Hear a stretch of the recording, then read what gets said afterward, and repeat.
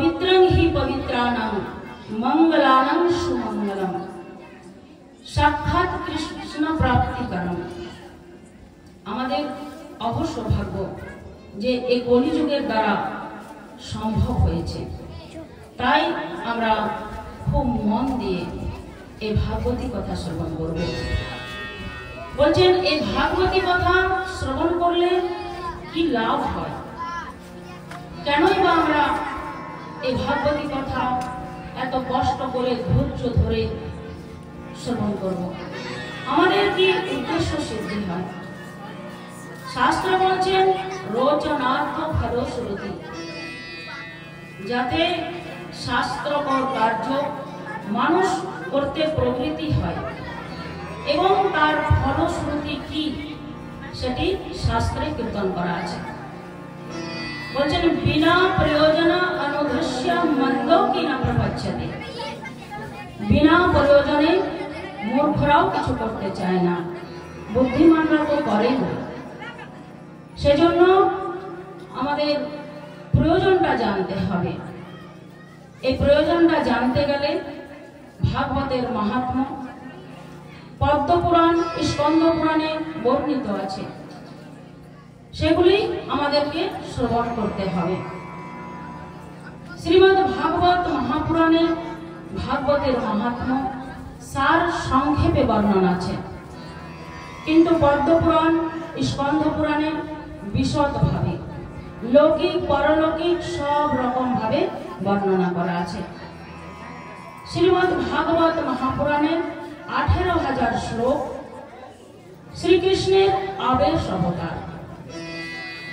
মহামুনি কৃষ্ণ দ্বৈপায়ন বেদব্যাস সমস্ত শাস্ত্র রচনা করার পর নারদ বাবার নির্দেশে তিনি এই ভাগবত মহাপুরাণ প্রকট করেন, যা শ্রী গোবিন্দের অদ্বিতীয় কলেবর বা সাক্ষাৎ ভগবান।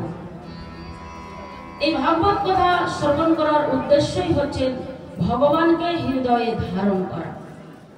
সেজন্য আমরা এই যে কটা দিন সময় পেয়েছি, এই কটা দিন আমরা ব্যর্থ সময় নষ্ট করব না। এই কটা দিন আমরা খুব মনোযোগ দিয়ে এই ভাগবতী কথা শ্রবণ করব। তো প্রথমে আমরা শুনে রাখবো এই ভাগবত কথার নিয়ম বিধি। এই ভাগবত কথা শ্রবণ করতে হবে, মনন করতে হবে, চিন্তন করতে হবে এবং হৃদয়ে ধারণ করতে হবে। শ্রোতব্য, কীর্তিতব্য, স্মরতব্য চচ্ছেতা, শ্রবণ, মনন এবং কীর্তন। তবে দেখুন, আমরা যদি সবসময় মনন করতে যাই, শ্রবণ করতে যাই, চিন্তন করতে যাই, তাহলে আমাদের একটা সময়ের প্রয়োজন।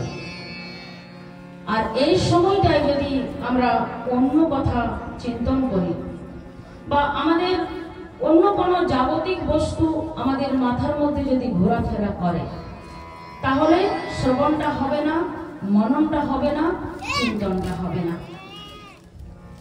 সেজন্য আমরা এই 3টা দিন খুব ধৈর্য ধরে আমরা সমস্ত কথাগুলি শ্রবণ করব। পরম করুণাময় প্রবার প্রিয় পুরুষোত্তম ভগবান এই কলিহত জীবের দিকে লক্ষ্য করে, যে কলির জীবের যত যত সময় যাবে তারা তত তত ব্যর্থ হয়ে পড়বে, তারা মৃত হয়ে উঠবে, তাদের অমরত্ব করার মতন সময় খুঁজে পাবে না। সেজন্য পরম করুণাময় ভগবান এই ভাগবত সপ্তাহের নিয়ম বিধি প্রস্তুত করেছেন, যাতে মানুষ শাস্ত্রকর কার্য করতে পারে এবং সার বস্তু সংগ্রহ করতে পারে। দেখুন, এই ভাগবতী কথা হরির দ্বারে গঙ্গার তটে আনন্দ নামক কাননে হরি স্মরণের উদ্দেশ্যে হয়েছিল, কিন্তু এখন এই ভাগবতী কথা প্রায়শ জায়গায় শোনা যায়, কিন্তু একটু বিকৃত ভাবে। নানা রকম বাদ্য যন্ত্র দিয়ে এই ভাগবতী কথা হয়। আগে কিন্তু সুখদেব মুনি এটা করেননি, পরীক্ষিতের সময় কিন্তু এটা হয়নি। এখন এই বাদ্যযন্ত্র দিয়ে ভাগবতী কথা হচ্ছে। তাহলে ভাবুন, মানুষের একটাই তো মন, তাহলে এই কথাগুলি শ্রবণ করবেন নাকি ওই বাদ্যযন্ত্রের কথাটা সুরটা শ্রবণ করবেন? এই ভাগবতী কথাটা চিন্তন মনন করবেন নাকি ওই দিকের ঘোরটা কেটে উঠবেন? ভেবে দেখুন। কিন্তু কালের প্রভাব, মানুষ এখন ওইগুলোই বেশি পছন্দ করে। তো মানুষের চাহিদা অনুযায়ী ব্যবস্থা হতে থাকে। হওয়ার কথা ছিল শিব, হয়ে গেল অন্য কিছু। ব্যাপারটা হচ্ছে এরকম। কালেস্য কুটিলাগতি, কালের কুটির গতি মানুষকে পরমার্থটাই করতে দেবে না। যাতে মানুষ একাগ্র চিত্তে এক মনে হরি স্মরণ করতে পারে বা চিন্তন মনন করতে পারে, সেটা এই কলি করতে দেবে না।